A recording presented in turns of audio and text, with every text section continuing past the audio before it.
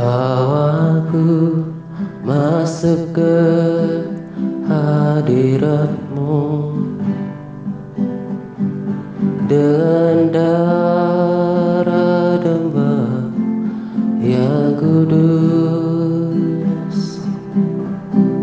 Bawaku masuk ke hadirat-Mu, kuduskan hidupku bagi-Mu.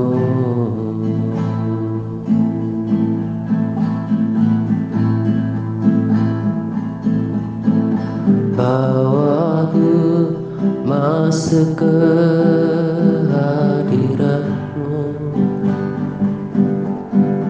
dengan darah domba yang kudus. Bawaku masuk ke hadirat-Mu, kuduskan hidupku bagi-Mu. Bawaku masuk ke hadirat-Mu dengan darah domba yang kudus. Bawaku masuk ke hadirat-Mu, kuduskan hidupku bagi-Mu.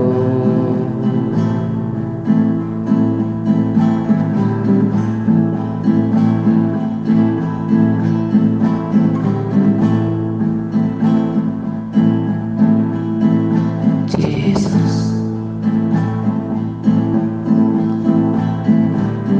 Jesus,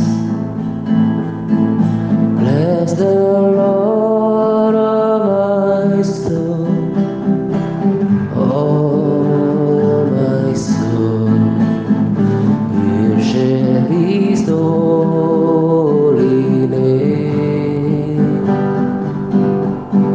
Sing like never before, oh my soul, I'll worship Your holy name.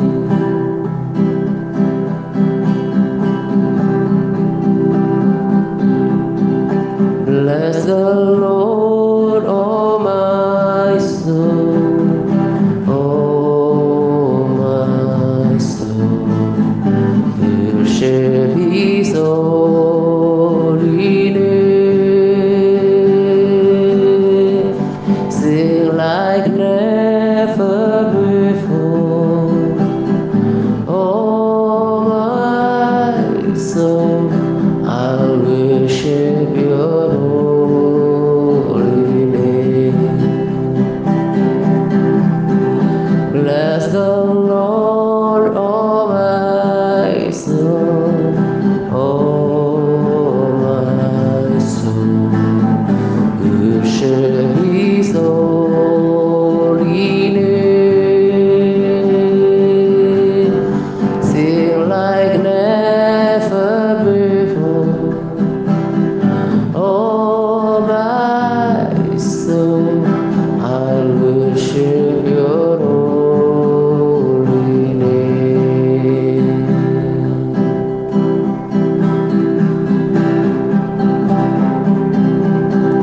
Bless the Lord, oh my soul, oh my soul, worship His holy name. Sing like never before, oh my soul, I'll worship Your holy name. Sing like never before, oh my soul, I'll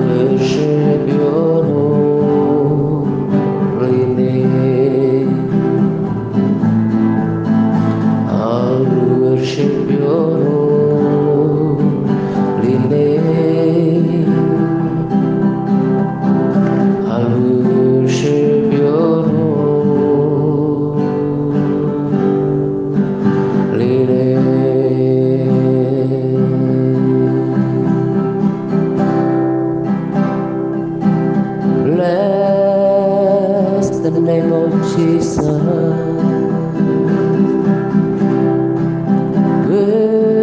Worship Him.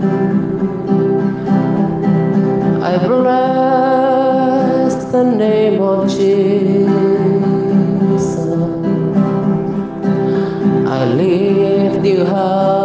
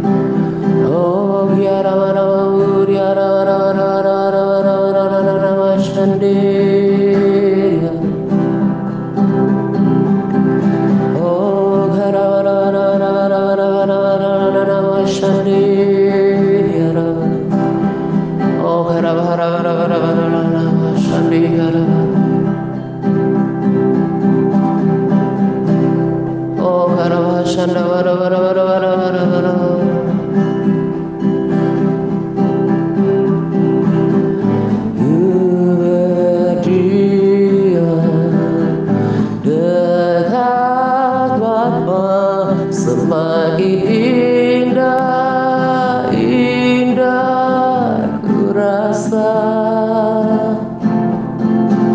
aku dilayakkan untuk memuji Dia. Kudus, kuduslah Raja segala raja. Ku bernyanyi tentang Dia, pujian terindah akan ku sembahkan. Pujian ku naikkan, jiwaku bersorak, aku diangkat semakin dekat dengan Bapa. Dalam hadirat-Nya ku rasa bahagia. Dalam hadirat-Nya ada damai dan sejahtera. Dalam hadirat-Nya ku dapatkan iman kekuatan. Dalam hadirat-Nya ku temukan kasih-Nya.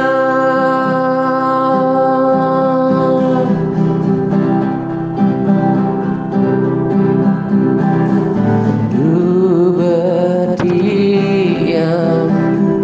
dekat Bapa, semakin indah, indah ku rasa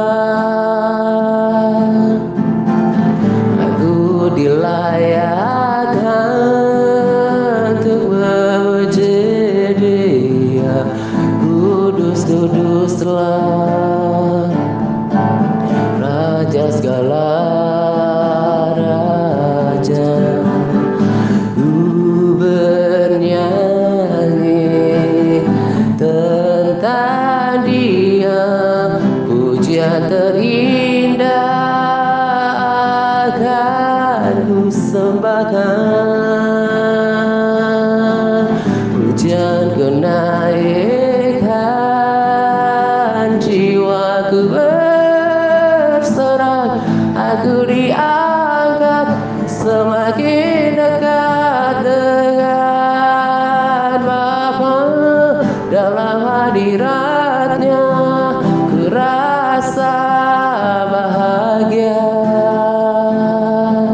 Dalam hadirat-Nya ada damai dan sejahtera.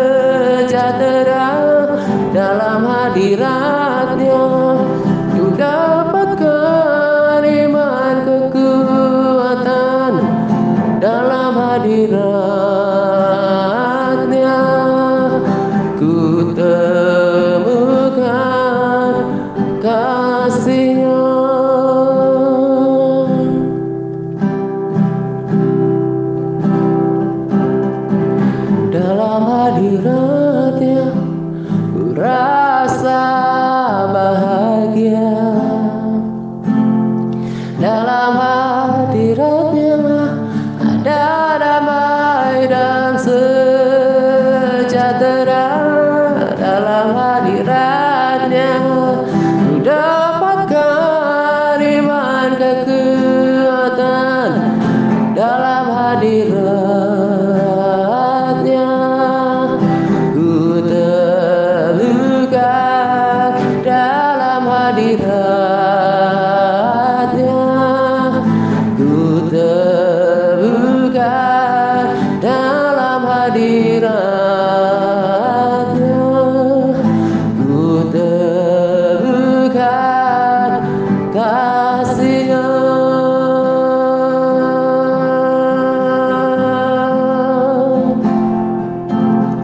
Kasih-Nya.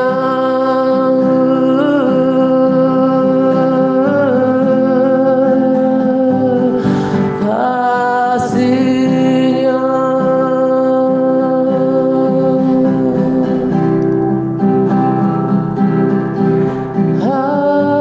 Haleluya.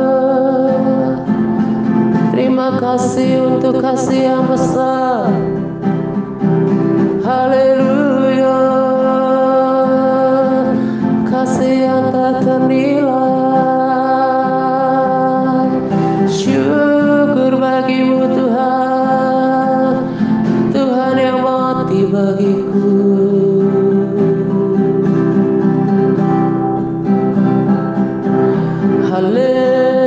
Haleluya.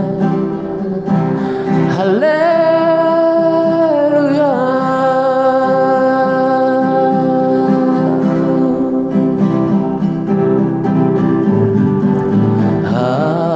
Haleluya.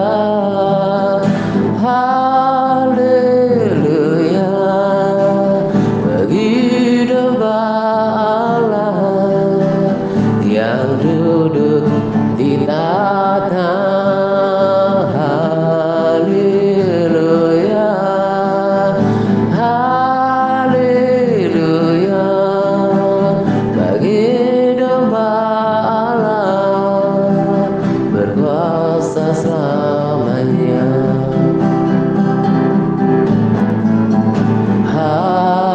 Haleluya. Haleluya. Bagi domba Allah yang duduk di tahta. Haleluya. Haleluya. Bagi domba Allah berkuasa selamanya.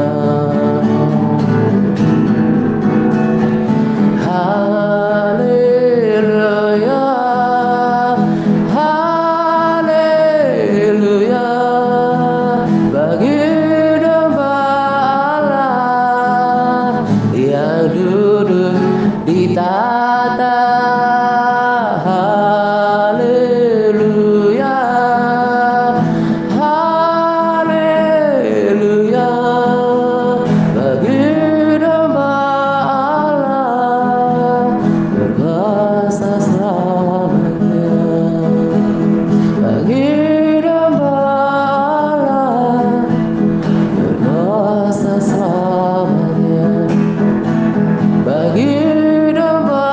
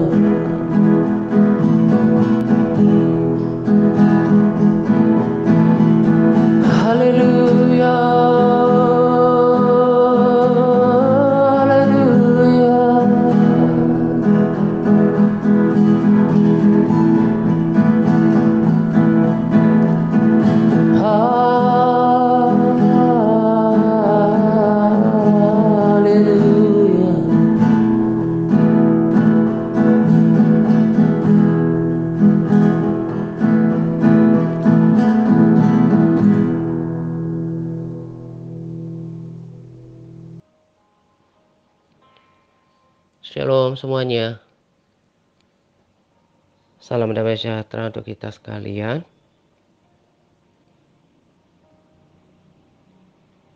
Pada kesempatan ini saya akan berbagi sharing gitu ya.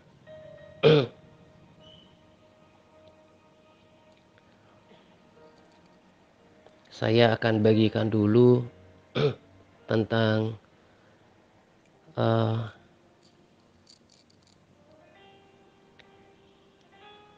pelajaran berharga dari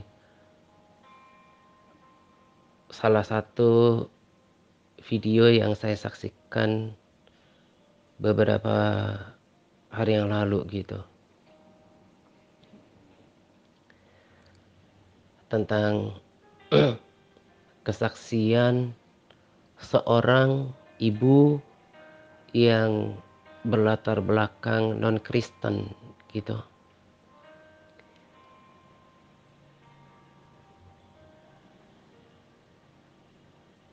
Ibu ini berasal daripada keluarga yang semua keluarganya itu non-Kristen.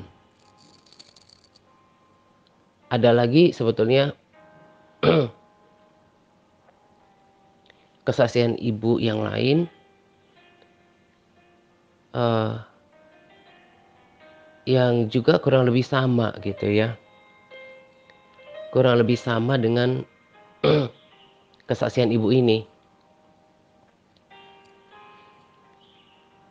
Tapi kalau orang ini dia gak begitu asing dengan multi agama. Tapi keduanya memiliki kesaksian yang luar biasa tentang perjalanan hidup, khususnya pengalaman spiritual gitu ya. Pertemuan dengan Tuhan, pengalaman pribadi dengan Tuhan. Saya sangat diberkati, dimotivasi dan juga diteguhkan, ya juga lalu terus memiliki bagian untuk menimbulkan cemburu yang positif di dalam diri saya dalam hal mengikut Tuhan gitu ya. Nanti saya akan bagikan salah satu video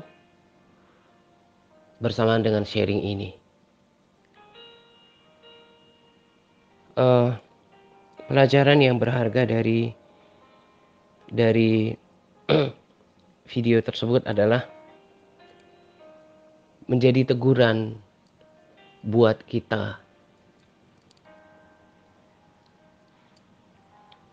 Sekalipun saya sangat percaya bahwa ada orang-orang yang memang gak mempan lagi gitu ya untuk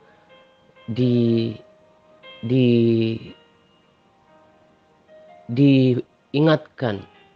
Tapi saya juga percaya bahwa akan ada orang-orang yang kemudian menjadi bangun imannya setelah mendengarkan kesaksian ini gitu.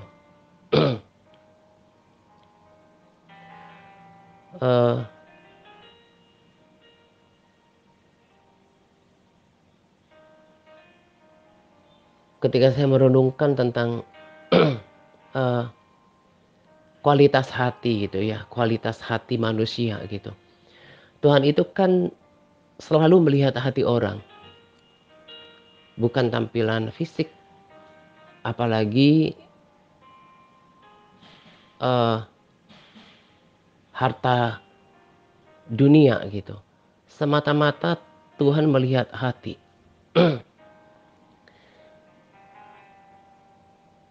Saya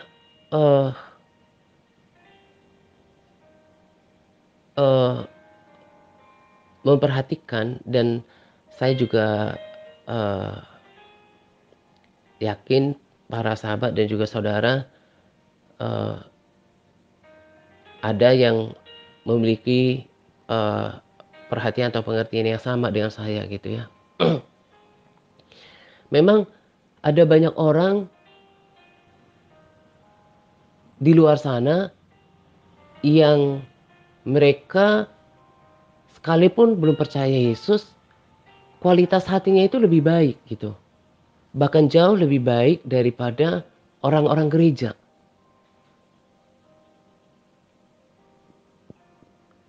Bahkan sekalipun orang itu kelihatan fanatik dengan kekristenan, bahkan melayani, nggak jadi jaminan kualitas hatinya itu baik.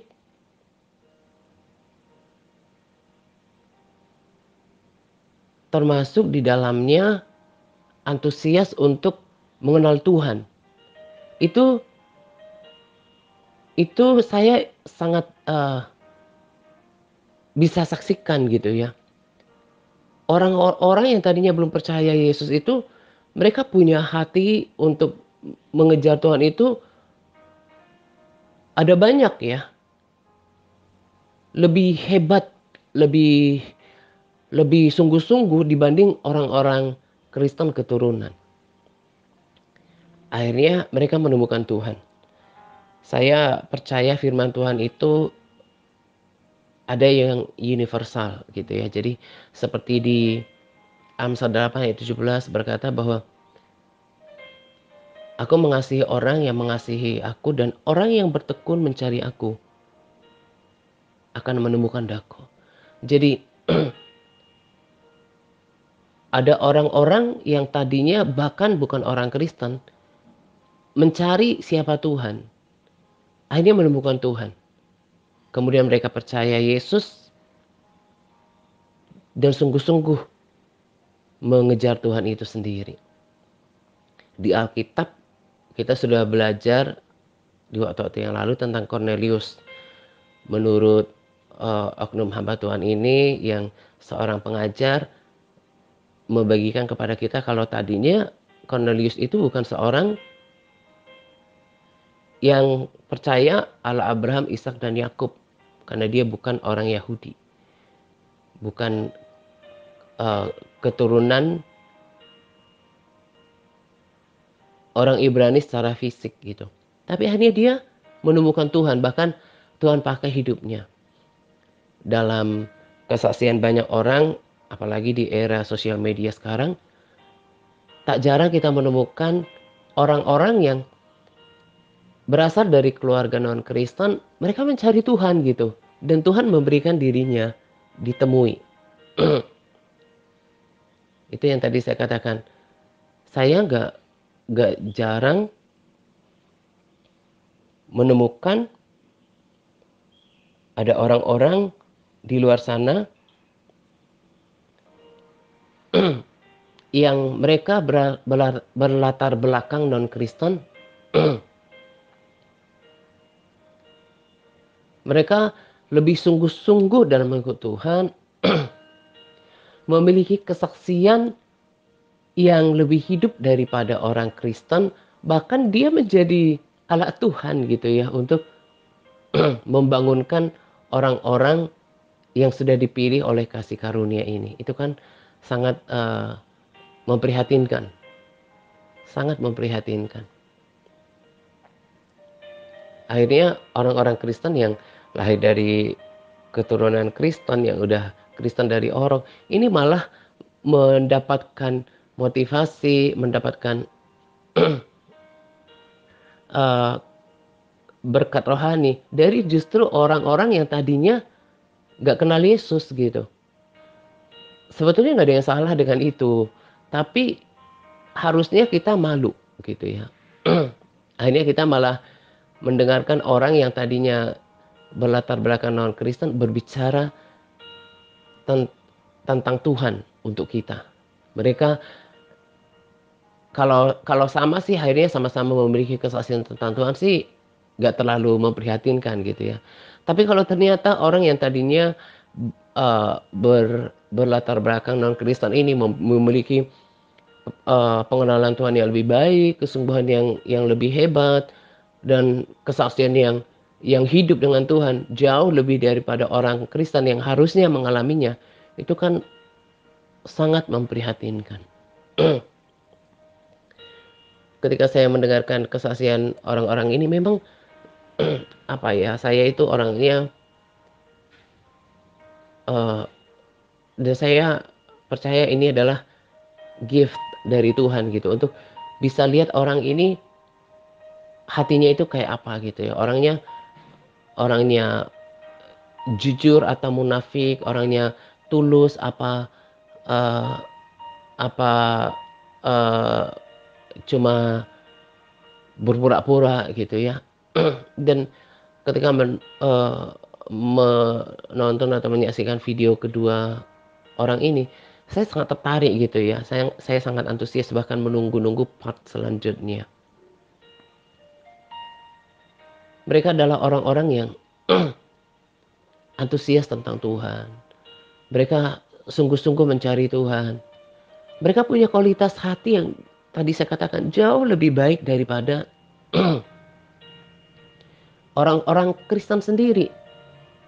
Mereka punya kesaksian tentang Tuhan dan Tuhan kemudian bukan cuma menyatakan dirinya kepada mereka, bahkan Tuhan memakai mereka jauh lebih hebat daripada orang-orang Kristen yang sejak orok. Kembali saya katakan bahwa Tuhan itu melihat hati. Itu karena Tuhan lihat hati mereka. Dalam pelayanan juga saya temukan bahwa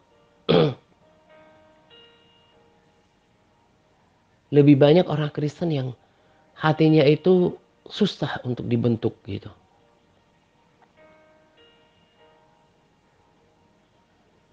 Jauh lebih mudah untuk menuntun mereka yang tadinya gak kenal Tuhan.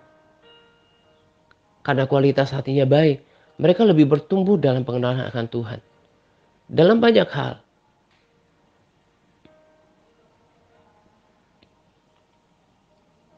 Saya percaya gak kebetulan pengertian yang saya dapatkan ketika berdoa tadi pagi.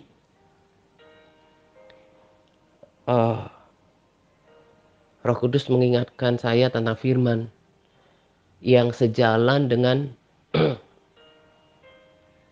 pesan kesaksian pada video-video ini. Dan saya percaya ini menjadi pesan untuk disampaikan pada sharing kali ini. Saya diingatkan dengan beberapa ayat firman Tuhan yang keras yang ada di dalam Alkitab kita, bahkan yang disampaikan oleh Yesus sendiri. Di Matius 8 ayat 11 berkata, "Aku berkata kepadamu, banyak orang dari timur dan barat dan duduk makan bersama-sama dengan Abraham, Ishak dan Yakub di dalam kerajaan surga."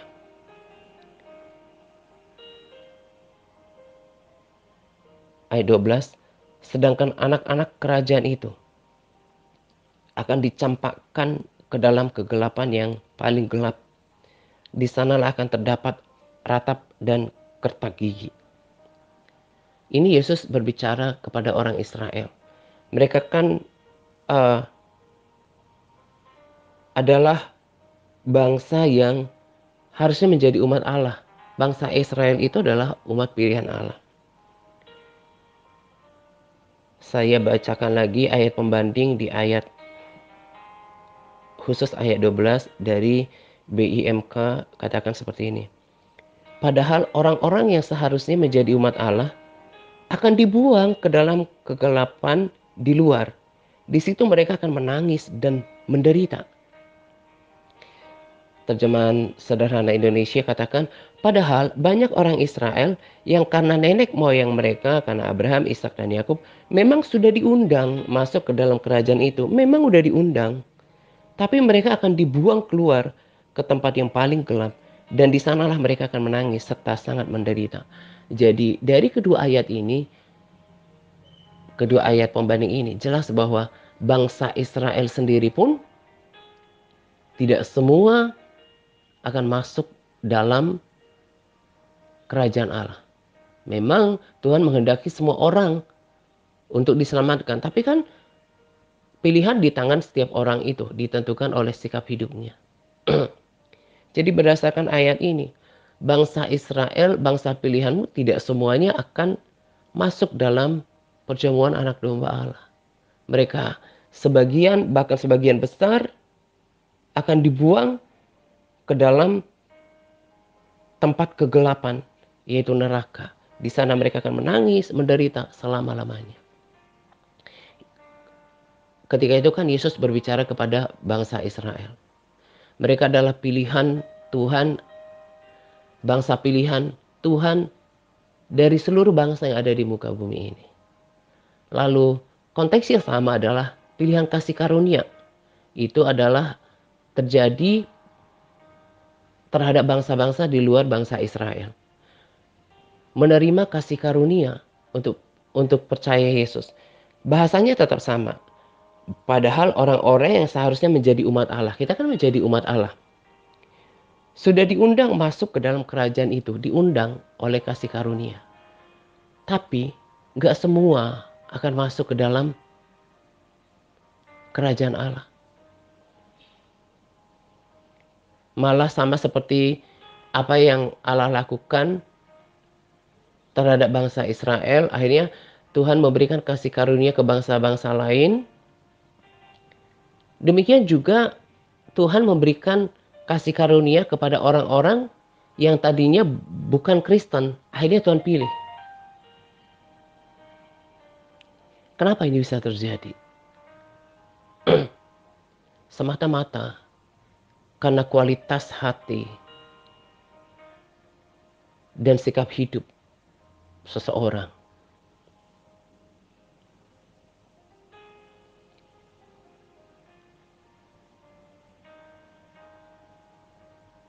Saya mau fokus pada kualitas hati kita gitu ya. Hati yang memang hati yang bersungguh-sungguh ikut Tuhan, hati yang haus akan Tuhan, kualitas hati yang mau membayar harga gitu. Orang-orang ini bahkan mendapatkan tantangan yang besar ketika mereka memutuskan pilihan iman mereka. Jadi mereka itu betul-betul membayar harga yang hebat melebihi kita. Tapi mereka terus setelah menemukan permata itu. Setelah menemukan Yesus dalam kehidupan mereka. Jadi jelas melalui ayat ini. Bangsa Israel yang adalah bangsa pilihan Tuhan pun tidak akan semua masuk dalam kerajaan Allah. Demikian juga pilihan orang-orang karena pilihan kasih karunia, gak akan semua, saya percaya itu. Itulah kenapa saya ingatkan diri saya untuk sungguh-sungguh di dalam Tuhan. Memang lagi-lagi Tuhan menghendaki semua orang diselamatkan.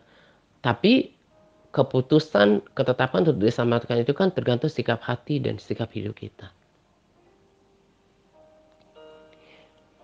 Jangan juga salah mengerti tentang ayat firman Tuhan di Roma 11 ayat 1 sampai 5. Saya akan bacakan ya.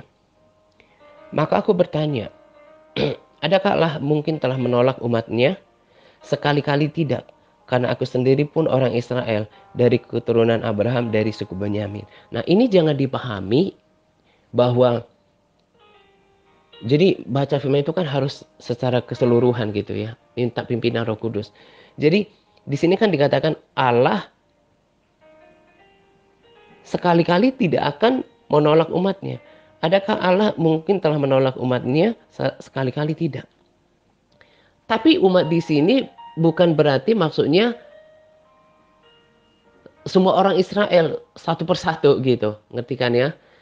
Kalau nanti dipahamin salah, maka akan bertentangan ayat satu dengan ayat yang lain. Maksudnya itu bangsa Israel akan tetap diingat oleh Tuhan. Tapi bukan semua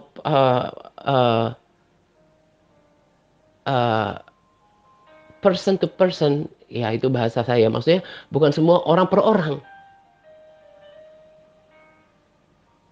Tergantung sikap hati mereka. Jadi bangsa Israel tidak akan ditolak. Tapi bukan berarti semua bangsa Israel itu sendiri. Demikian juga dengan kita. Tuhan pasti akan selamatkan sebagian dari orang yang menerima kasih karunia. Tapi siapakah mereka? Ya mereka yang hidup dalam kehendak Allah, hidup dalam kebenaran, menjaga kesucian dan kekudusan hidupnya, melakukan kehendak Allah. Roma 11 ayat 2 berkata, Allah tidak menolak umatnya yang dipilihnya. Ya, Tuhan tidak akan pernah menolak orang Israel. Tuhan akan pernah menolak mereka yang kasih karunia. Tapi dengan catatan, mereka yang hanya hidup seturut dengan kehendak Tuhan.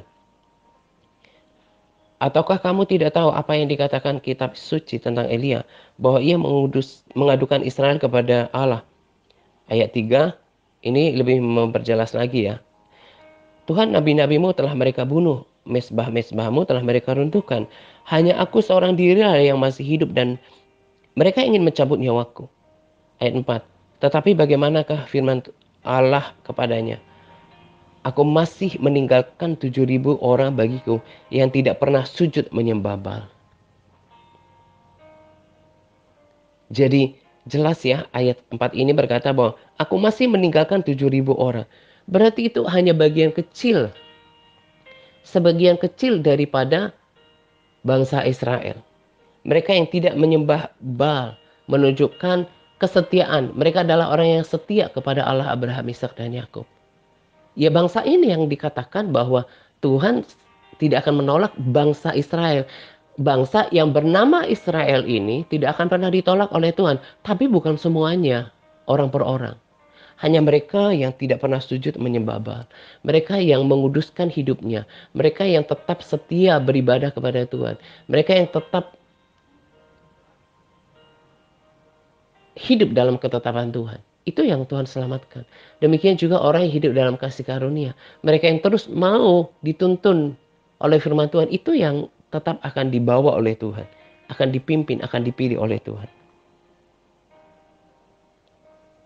Ayat ini sudah biasa kita dengarkan di Matius 20 ayat 16. Demikianlah orang yang terakhir akan menjadi yang terdahulu dan yang terdahulu akan menjadi yang terakhir. Nah ini kan berbicara tentang kedudukan orang-orang Farisi waktu itu. Mereka adalah tokoh-tokoh agama yang secara kerohanian punya kedudukan yang tinggi. Ya, tetapi ayat ini juga punya pesan yang universal yang mengingatkan kita. Saya ambil dari terjemahan sederhana Indonesia untuk membuat kita lebih mudah mengerti. Dengan demikian, orang-orang yang sekarang mempunyai kedudukan yang rendah di kemudian hari akan mendapat kedudukan yang tinggi. Dan orang-orang yang sekarang mempunyai kedudukan yang tinggi di kemudian hari akan mendapat kedudukan yang rendah. Banyak orang dipanggil Allah, tapi hanya sedikit yang dipilih. Termasuk kita.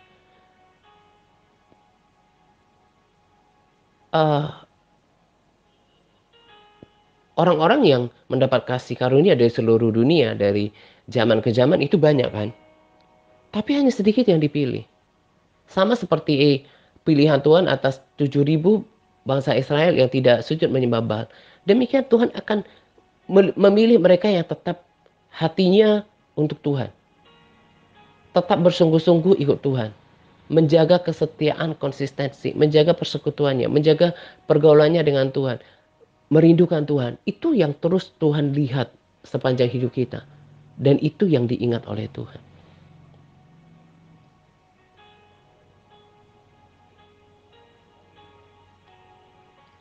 Sama seperti tadi peringatan, ada anak-anak kerajaan yang sudah menjadi umat Allah, sudah dipilih Tuhan. Tapi mereka dibuang ke dalam kegelapan. Jadi sebagian orang Israel, bahkan sebagian besar saya percaya itu, tidak akan masuk dalam kerajaan Allah. Tapi bangsa Israel akan diingat oleh Tuhan. Siapa mereka? Adalah orang-orang yang hidup setia kepada Tuhan. Tidak menyembah Baal. Hidup menjaga kekudusan hidupnya.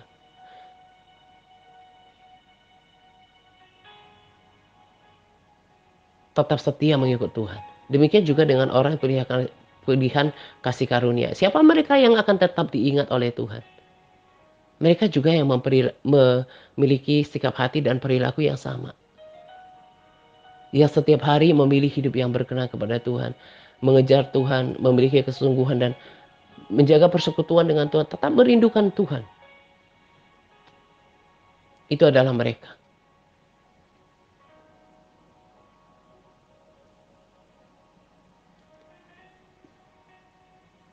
Makanya saya yakin membagikan peringatan ini kepada kita karena saya percaya hati nurani yang sudah memiliki persekutuan dengan Tuhan, dijaga oleh firman Tuhan, Tuhan bicara menuntun taruh dalam hati saya ayat firman Tuhan ini yang meneguhkan pesan daripada rekomendasi video itu.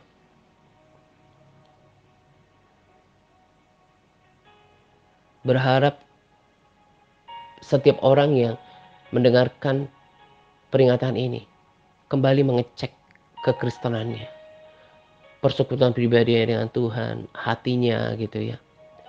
Sangat berbahaya ketika api di dalam diri seseorang, semangat dalam mengikut Tuhan, merindukan surga, merindukan Tuhan itu sudah pudar. Makanya saya pribadi berjuang untuk mempertahankan kesetiaan dan konsistensi saya melakukan aktivitas rohani saya. Bukan untuk dilihat orang, apalagi untuk laporan. Karena kalau orang tidak mempertahankan konsistensinya, bolong-bolong dalam baca firman, bolong-bolong dalam berdoa, berpuasa, nggak konsisten, itu akan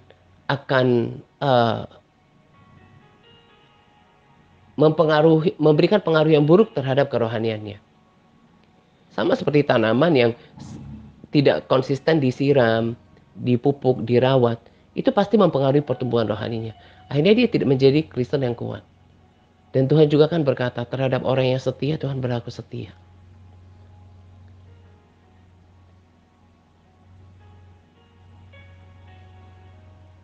Saya sudah pernah katakan di waktu yang lalu. Di dalam setiap komunitas, entah itu entitas seperti gereja atau komunitas seperti kita, itu pasti ada kelompok-kelompok kambing dan domba. Pasti ada kelompok gandum dan ilalang. Ada kelompok orang yang kualitas hatinya baik dan yang tidak baik. Tapi kan kalau tunjuk nama itu kan tidak tidak uh, tidak baik, tapi rasa hati iya. Dan tetap akan dilayani untuk memperingatkan. Kiranya semua kita lebih banyak yang masuk dalam memenuhi kriteria, masuk dalam undangan kerajaan itu. Tapi yang saya lihat tadi, ya yang saya katakan tadi, ada memang orang-orang udah diingatkan gitu ya, sama seperti waktu zaman Nuh gitu ya, udah diingatkan, orang-orang tetap berlaku serong, orang-orang tetap mengeraskan hati, dan itu lebih banyak. Sudah diperingatkan pun, ayo bangun lagi kerohaniannya, bangkit, jangan biarkan apinya padam, tetap mengeraskan hati, gak mau berubah. Itu kan bentuk kebebalan sebetulnya. Bentuk kedegilan hati, mengeraskan hati. Dan selain memperingati, hanya memperingatkan lewat sharing, hanya doa yang bisa saya bagikan. Tapi kalau hati orang memang sudah betul-betul gak ada hasrat lagi, itu sangat berbahaya. Sangat berbahaya untuk keselamatannya. Dan Tuhan tidak berkenan dengan orang seperti ini. Tadi saya katakan kiranya ada bangkit semangat dan cemburu yang positif. Itu harapan saya ketika setiap orang yang mendengarkan sharing ini, mendengarkan peringatan ini gitu ya. Ada orang-orang yang di luar sana kemudian bersaksi malah seperti mengkhotbahi gitu ya, memberikan kesaksian tentang Tuhan terhadap orang-orang Kristen sendiri. Banyak orang di luar sana yang tadi non Kristen, mereka punya pengalaman kesaksian pribadi tentang Tuhan yang lebih hidup dibanding orang Kristen keturunan. Itu kan sangat memprihatinkan. Sangat memprihatinkan. Karena apa? Orang Kristen sendiri nggak punya kerendahan hati untuk dituntun. Nggak punya hati yang haus dan lapar akan Tuhan. Hidup bahkan sama seperti cara hidup dunia. Lagi-lagi saya katakan, perilaku Tuhan terhadap bangsa Israel yang mengatakan bahwa hanya menyisakan mereka yang tidak turut menyembah Baal, itu juga akan dilakukan terhadap orang yang bangsa yang dipilih berdasarkan kasih karunia. Hanya mereka yang terus menjaga hatinya terpaut dengan Tuhan, memiliki kesungguhan, itu yang dipisahkan oleh Tuhan.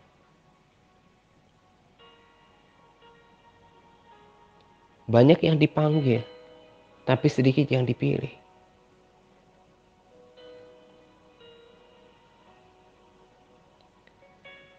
Saya ketika merenungkan firman Tuhan ya, jadi setiap hari kan saya merenungkan firman Tuhan. Sama seperti kita punya laporan doa, itu bahkan hampir setiap hari. Jadi saya buat judul postingnya itu ayat firman Tuhan yang direnungkan, ayat firman Tuhan yang direview, termasuk modul gitu ya. Saya banyak merenungkan firman Tuhan dan itu mengubahkan hidup saya. Jadi setelah saya yakin ini sudah hafal dalam tahun ini, saya coba saya taruh di kolom komentar ke bawah yang sedang saya renungkan apa gitu ya. Ketika saya renungkan tentang ayat modul kita gitu ya. Di Ibrani 10 ayat 39 berkata, tetapi kita bukanlah orang-orang yang mengundurkan diri dan binasa, tetapi orang-orang yang percaya dan yang akan beroleh hidup. Kita ini udah ditentukan Tuhan, bukan orang yang akan dibinasakan, tapi orang-orang yang akan beroleh hidup. Bukankah ini harusnya sesuatu yang sangat menggairahkan, membangkitkan semangat kita di tengah, sekalipun di tengah hidup yang sulit. Hidup ini kan sementara. Bukankah ini harusnya menjadi penyemangat di dalam diri kita untuk terus bangkit berkobar-kobar dalam mengikut Tuhan dan melakukan semuanya. Tapi itu yang tadi saya bilang, sangat memprihatinkan ketika api di dalam hati seseorang itu, semangat dalam mengikut Tuhan itu sudah padam. Itu akan menjadi sulit dibangkitkan lagi. Bahkan lebih sulit daripada orang yang seperti yang tadinya belum pernah ngalamin Tuhan, belum pernah mengalami cinta mula-mula, akhirnya ketemu, itu lebih mudah dibangkitkan, dikembangkan daripada orang yang pernah berapi-api tapi undur lagi. Itu jangan-jangan Tuhan udah nggak berkenan sama orang itu. Kan kita nggak tahu.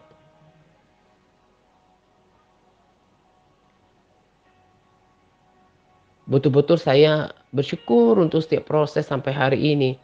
Saya semakin terikat dengan firman Tuhan. Ibu ini bercerita kemana-mana dia bawa Alkitab, dan dalam 6 bulan dia habiskan pembacaan Alkitab dari perjanjian lama sampai perjanjian baru. Dia suka mendengarkan musik tentang Tuhan. Seperti yang kemarin saya bagikan kan rekomendasi piano itu. Saya pun dengarkan itu. Bahkan satu video yang 8 jam itu gak kerasa, dalam kadang satu hari udah selesai. Karena apa? Karena saya dengarkan sebagai pengantar doa saya sebelum saya memuji Tuhan. Ketika saya beraktivitas, saya ditemani oleh lagu-lagu yang mengundang hadirat Tuhan. Ibu ini membawa musik itu kemana-mana gitu ya. Mendengarkan membaca Alkitab kemana-mana, dan dia mendapatkan ketenangan. Coba bayangkan, orang-orang yang tadinya nggak kenal firman, mereka lebih antusias membaca firman daripada kita yang Kristen keturunan, bahkan yang melayani sekalipun. Itu mengherankan gak?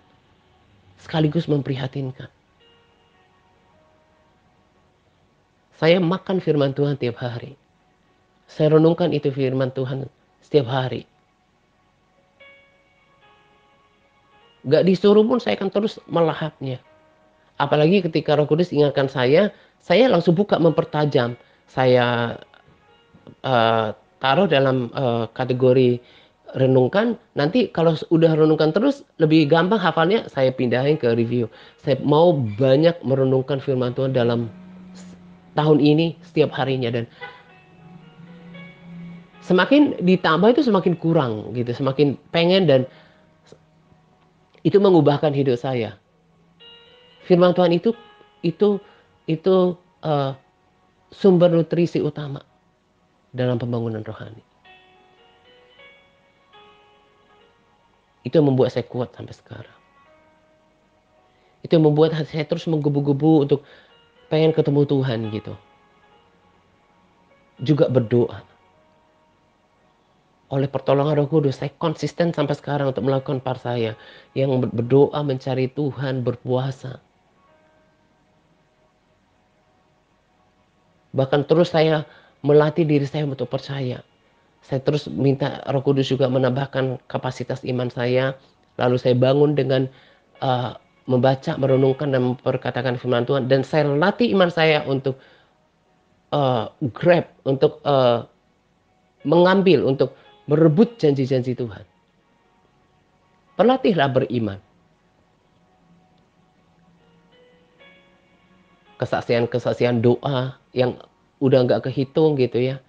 Itu juga terus menjadi motivasi buat saya. Nggak berhenti berdoa. Rugi kalau nggak berdoa. Saya ada terus bersyafaat untuk orang-orang yang saya kasihi, orang-orang yang saya cintai, termasuk orang-orang yang saya layani. Untuk kota di mana saya berada. Terus bersemangat ikut Tuhan. Jangan pikir kekristenan yang suam-suam kuku itu tidak berbahaya. Itu kan menjadi salah satu peringatan kepada salah satu jemaat di kitab Wahyu. Suam-suam kuku dan kehilangan cinta mula-mula. Pernah semangat sih sama Tuhan. Tapi udah kendur. Kan Tuhan gak berkenan. Itu bahkan diperingatkan oleh Tuhan. Tuhan mau kita tetap cinta menyala. Seperti seorang yang terus mendambakan, merindukan kekasihnya. Kalau udah sampai kehilangan gairah, kayaknya mau hafal modul juga, mau merenungkan firman itu susah. Itu sangat berbahaya. Dan jangan berpikir itu perkara biasa.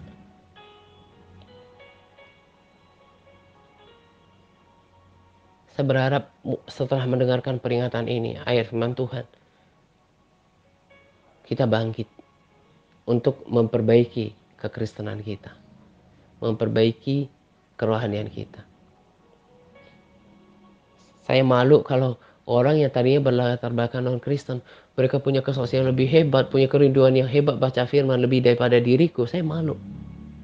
Dan itu menjadi keprihatinan terhadap kebanyakan orang Kristen, termasuk juga orang-orang yang saya layani. Kasihan kalau baca firman cuma rutinitas. Gak punya api yang gairah ketika membagikan rema gitu ya. Biasa-biasa gitu. Kelihatan di situ kedalaman hubungannya sama Tuhan, cintanya sama Tuhan itu kelihatan di sana. Pondasi kekristenannya itu kerasa di sana.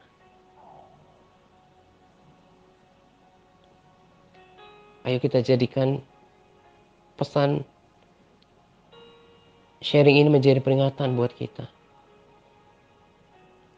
Jangan seperti orang-orang yang diperingatkan oleh Nuh, tapi tidak memperhatikan. Jangan menjadi kelompok yang mayoritas yang menuju kepada kebinasaan. Lewat perjalanan hidup kita, Tuhan terus melihat kita, memproses kita, menguji hati kita, membentuk kita, supaya siap bertemu dengan Tuhan.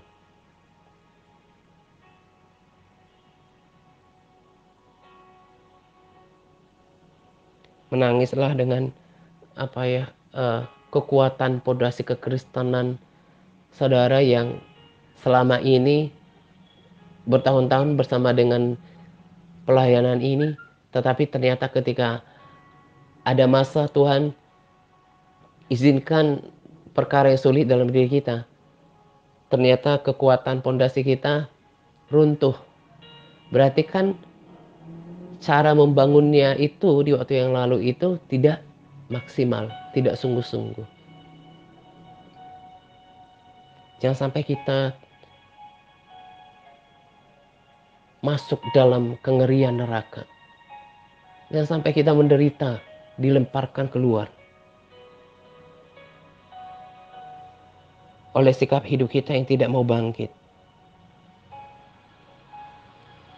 Kita ini harusnya sangat bergairah karena Tuhan udah bilang, kita ini adalah orang-orang yang akan beroleh hidup. Maka persesuaikanlah sikap hidup, gairah, semangat hidup seperti orang yang memang udah terima janji, karena Tuhan itu setia.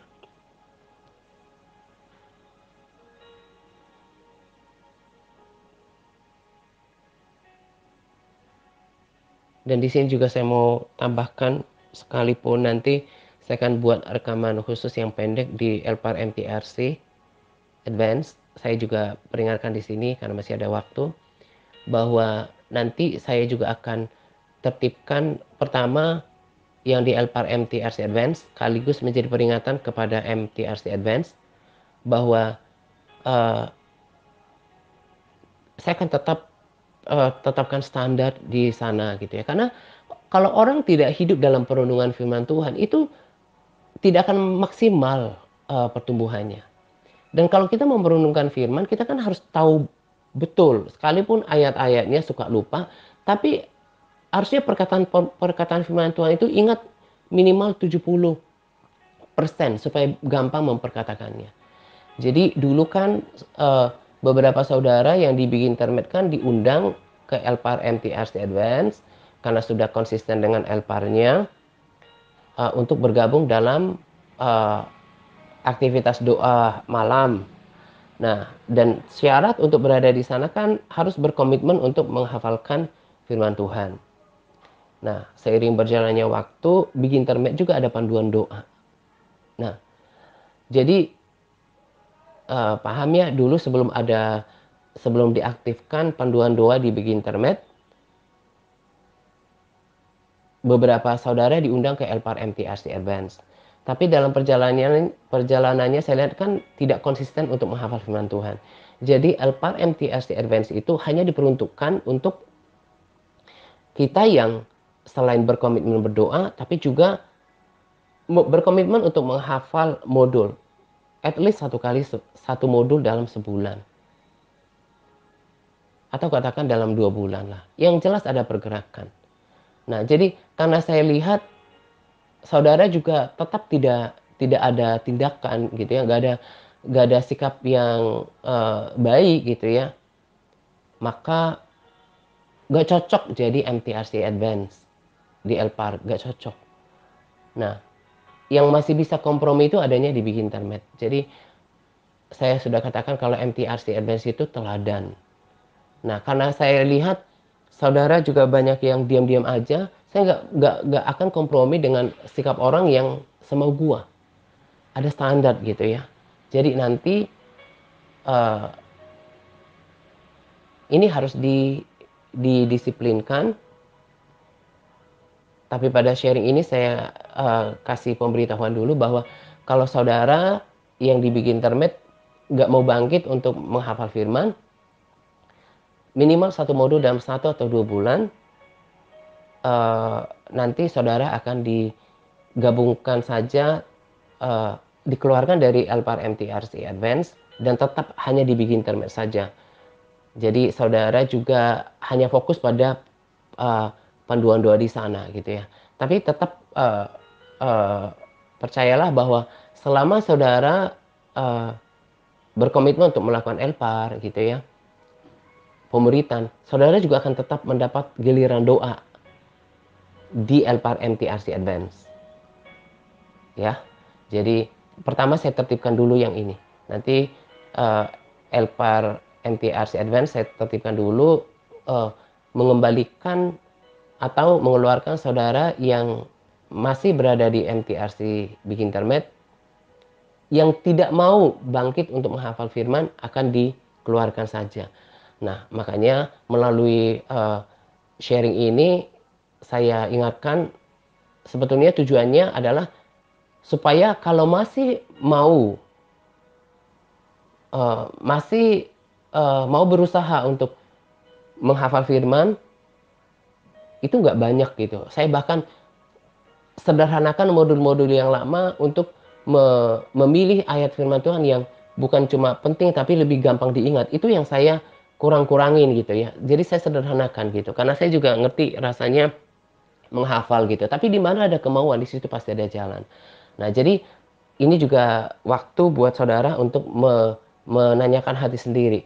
Kalau mau bangkit sama kita untuk berkomitmen untuk menghafal firman, hubungi tim admin untuk katakan saya siap untuk tetap berada di Elpar MTRC Advance dan saya mau berkomitmen untuk hafal firman Tuhan, hafal modul gitu ya. Nah, tapi kalau ternyata saya mau seperti ini saja gitu ya, nggak apa-apa. Nanti akan dikembalikan ke MTRC Bikin Internet. Mengingat di sana kan sudah ada juga panduan doa gitu ya.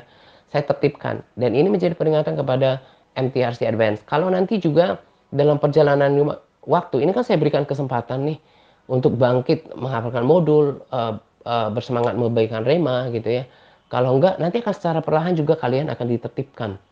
Nggak bersedia nanti akan ditaruh antara Bikin Internet atau TRC. Kalau TRC nggak lakukan PAR juga nggak apa-apa, terserah aja. Akan dikembalikan ke sana, ditaruh di sana. Karena saya mau tetap tanamkan standar. Karena itu yang saya pahami dalam pelayanan. Sebab saya sudah evaluasi gitu ya. Seperti kesaksian hidup saya yang sejak 7 tahun yang lalu dan sekarang sudah berubah menjadi pribadi yang sudah diubahkan. Gak perlu disuruh-suruh baca firman Tuhan, merenungkannya. Gak perlu disuruh-suruh untuk berdoa untuk keluarga, orang-orang yang dikasihi dan orang yang dilayani untuk kota. Gak perlu disuruh-suruh lagi. Itu semua adalah sebuah kekristenan yang yang diubahkan. Dan itu juga yang terjadi pada para sahabat setia saya sebagian besar yang memang diubahkan karena apa? Karena tuntunan yang seperti ini. Jadi kalau orang masih semau gua gitu ya, nggak mau diatur, itu belum termasuk dalam kategori MTRC Advance. Tetap kita layani, sama seperti sudah berulang kali saya katakan seperti gereja lokal. Ada beberapa kategori di sana, ada kelompok pelayan Tuhan, pengerja, aktivis, jemaat biasa, atau simpatisan gitu ya. Ya mungkin saya kategorikan kita MTRC Advance ini adalah teladan dalam kategori pelayan Tuhan, pengerja atau aktivis. Tapi kalau yang dibikin termet itu ya mungkin seperti jemaat biasa yang masih suka-suka gitu ya. Kalau TRC itu ya seperti simpatisan, dia yang juga nggak pernah saya paksakan untuk membuatkan Elpar. Hanya berharap ketika mereka juga menikmati sajian yang kita bagikan, pujian penyembahan, termasuk SK itu secara perlahan memberkati kerohanian mereka gitu ya. Jadi ada kualitas yang ditetapkan dalam pelayanan ini. Jadi saya nggak akan pernah kompromi dengan sikap orang yang semau gua. Karena tadi kan saya katakan bahwa bukti seseorang itu sudah mengalami Tuhan, itu pasti hidupnya akan diubahkan.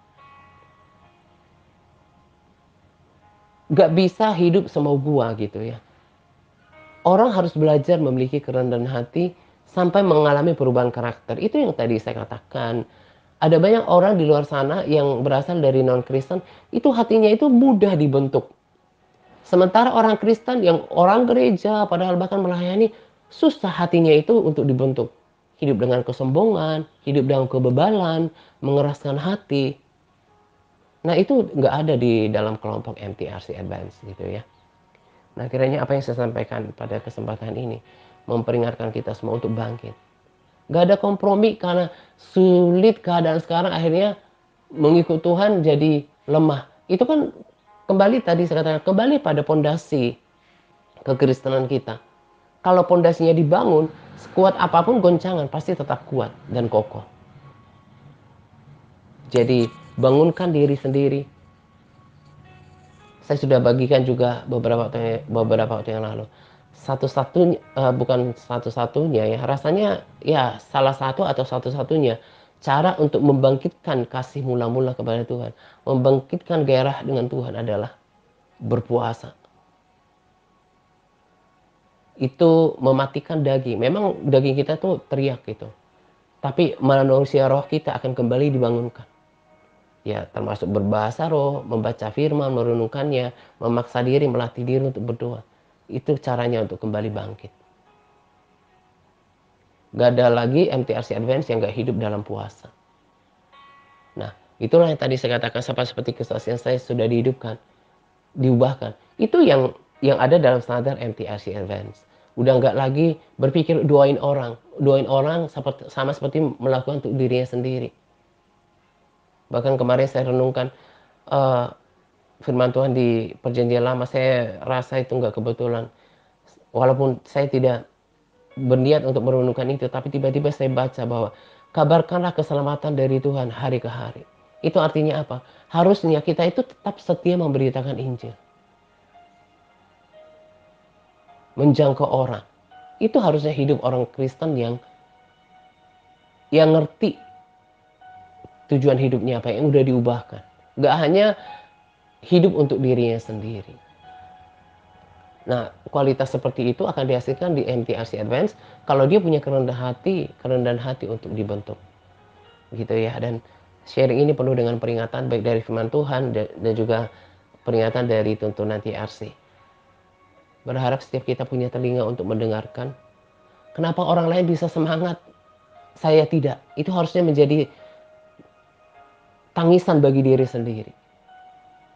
Kalau masih punya hati yang peka. Maka tadi saya bilang jangan-jangan sudah mati rohani.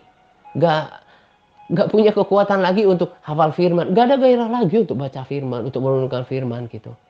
Itu kan namanya manusia rohaninya udah mati. Dan kerohanian seperti ini, kerohanian seperti yang tidak berkenan di hadapan Tuhan. Gitu ya. Ini saja yang saya mau bagikan pada sharing kali ini. Kiranya setiap kita memperhatikan dan bangkit dalam kerohanian. Selamat menjelang doa pagi untuk kita sekalian. Semangat berpuasa kepada all MTRC yang terus bersemangat dalam berpuasa. Semangat par. Tuhan Yesus memberkati kita senantiasa. Amin. Haleluya.